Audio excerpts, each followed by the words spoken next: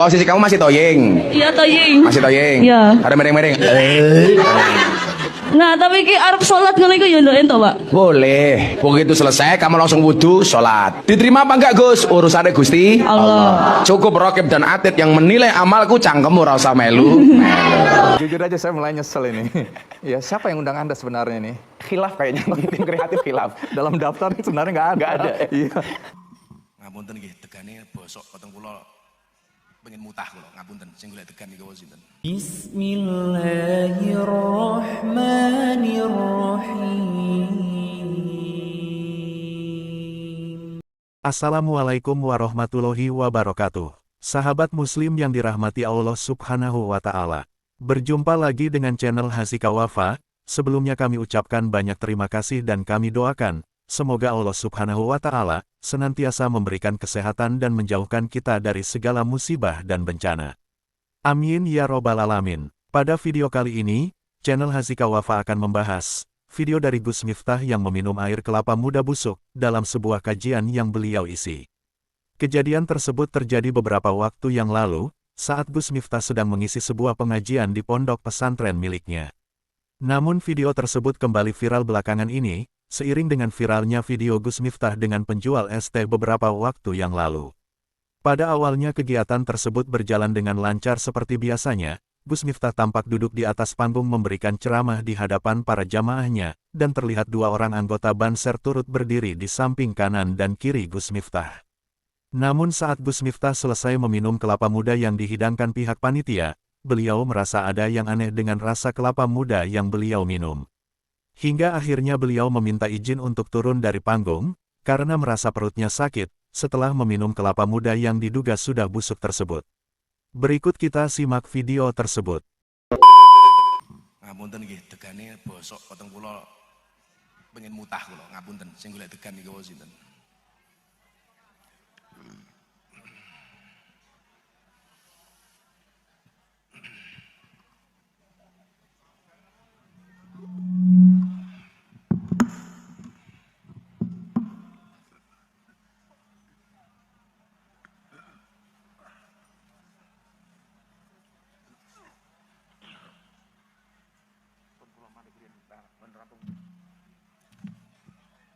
Ngapunten mboten enak potong kula.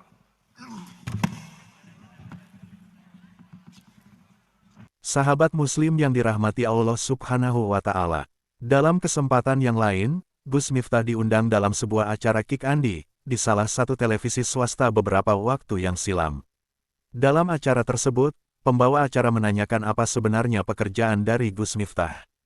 Dengan penampilan yang tidak seperti kebanyakan para ulama, pembawa acara merasa ragu, apakah Gus Miftah benar-benar seorang ulama. Berikut kita simak jawaban Gus Miftah, yang sempat membuat pembawa acara merasa menyesal, telah mengundang beliau ke acara tersebut.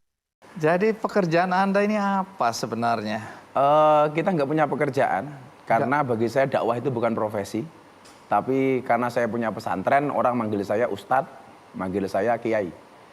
Walaupun saya lebih nyaman dipanggil. Tunggu. Dakwah itu bukan pekerjaan. Saya mengatakan dakwah itu bukan profesi, tapi apapun profesinya harus berdakwah. Oke. Kemudian Anda punya pondok pesantren. Saya punya pondok pesantren, gara-gara saya punya pesantren dipanggil kiai. Gini. Anda mau meyakinkan saya bahwa Anda kiai, saya tidak gampang diyakinkan, apalagi dengan penampilan seperti ini. Penonton juga pasti yakin, mana mungkin kiai tampilannya seperti ini. Karena saya termasuk kiai yang berbodi atletis tapi hati teletabis. Artinya senang berpelukan. Senang berpelukan. Iya. Berpelukan dengan para pendosa. Oke. Jadi ini serius ini. Jadi Anda biasa dipanggil Gus Miftah. Iya. Pekerjaan yang ngurusi santri.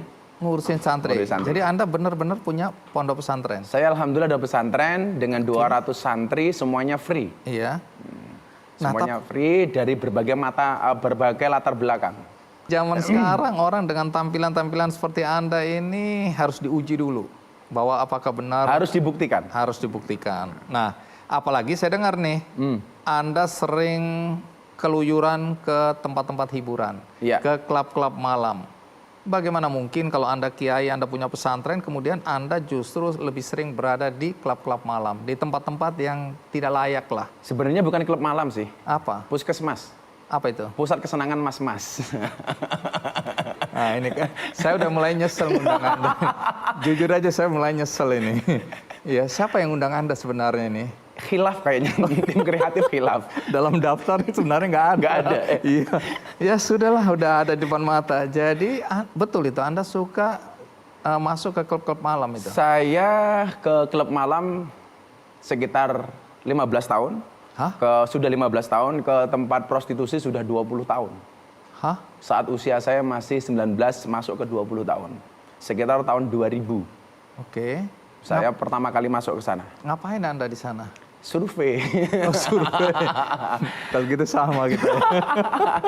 Serius ini pertanyaannya. Jadi waktu itu saya ada beberapa, kebetulan kampung yang saya tempati ini banyak preman di dalamnya. Oke. Preman.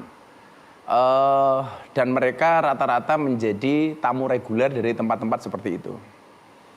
Karena beberapa kali mereka curhat, Ya. akhirnya jatuh rasa iba kan, rasa iba.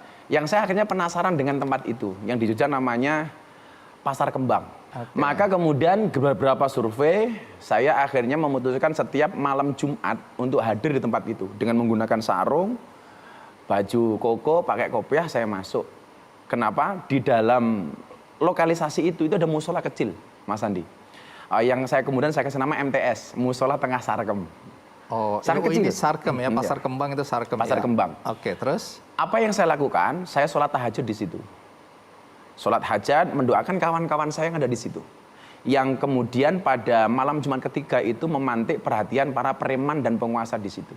Oke. Sampai akhirnya pada malam kelima, saya ketemu dengan salah satu preman terbesar di Jogja. Allahyarham, beliau sudah meninggal, tapi pada akhirnya luar biasa. Namanya almarhum Gunardi Joko Lupito, atau yang dikenal dengan nama Gunjek. Oke. Saya sempat ditodong pistol sama beliau, Karena?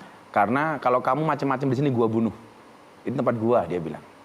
Terus kemudian saya sampaikan kepada beliau maksud dan tujuan saya kenapa hadir. Saya hanya ingin berdoa dengan satu alasan. Saya selalu mengatakan bahwa di makamnya Sunan Derajat di Lamongan itu beliau berpesan, weneono ageman marang wong wuto, weneono ageman marang wong wudo, wenono ageman marang wong wudo, wenono tongkat marang wong wuto. Berikanlah pakaian kepada mereka yang telanjang, berikanlah tongkat kepada mereka yang buta. Itu pengertiannya apa? Pengertiannya adalah bahwa kemudian kita harus menolong orang lain yang membutuhkan. Itu kemudian saya tafsirkan menjadi menyalakan lampu itu di tempat yang gelap, menyapu itu di tempat yang kotor. Saya bilang sama almarhum Gunjek, sebaik-baiknya tempat itu ada buruknya, dan seburuk-buruknya tempat harus ada baiknya. Waktu itu dia bilang, kamu buktikan, kalau kamu bisa membuktikan omongan kamu, saya dukung. Kalau enggak kamu saya bunuh, sambil nodong pistol ke kepala saya. Jadi yang dia ingin Anda buktikan itu apa? Benar nggak omongan saya? Tentang? Tentang pengen berbagi, menyapu di tempat yang kotor. Oke. Memberikan pakaian kepada mereka yang telanjang. Dan itu menjadi tantangan bagi saya bahwa saya mampu. Semoga video ini bermanfaat bagi kita semua dan menambah tingkat keimanan kita kepada Allah Subhanahu wa Ta'ala. Wassalamualaikum warahmatullahi wabarakatuh.